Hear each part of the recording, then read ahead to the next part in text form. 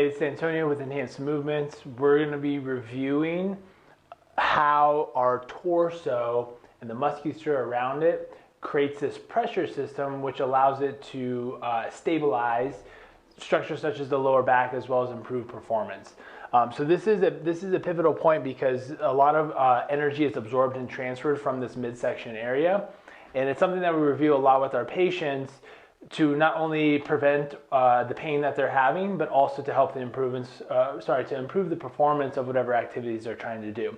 So the analogy is like a beer can here, right? And hopefully for those of you who drink beer, you can understand what beer this is. Blue like the Rockies, right? So we have our beer can here, and even if this can was empty, based on the shape, it has some structural integrity to it.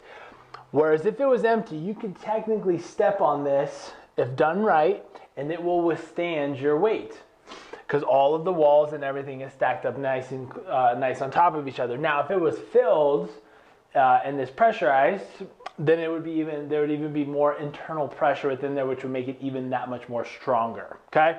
So we're going to parallel it over here in a second, but we can definitely agree and understand how this concept is true. Now, that being said, we have another can down here, and let's say, for instance, we have a defect in the wall where it was bent for whatever reason. So now this side of the wall has a little divot in it, and we do the exact same thing where we step on it. Well, we all know, obviously, this is going to collapse and crush. Okay, so there's not as much structural integrity there.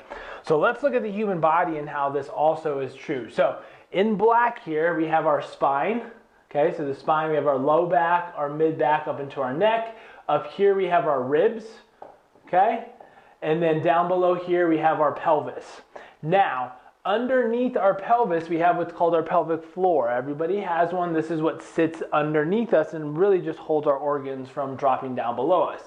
And then up here within the ribs is we have our diaphragm. Now, the diaphragm can move up and down, and that will help us control that pressure system. But on the front and the back here, now we have like our abdominal wall. This would be like your six-pack in the front, and then your back muscles. And then obviously from the side, you will have like your oblique muscles and other things like that. So it's just shaped like a can, as we can see that similar structure there. Now, inherently, it has its own structural stability. And if we line everything up correctly, it will have its own kind of inherent structural stability. Now, if the ribs were, let's say, flared upwards and or that pelvic position has changed as it rolls forward and backwards, now you're going to see how that integrity changes. You're going to see these hinges or these divots or dents on the side. And that's going to change how much stability it has.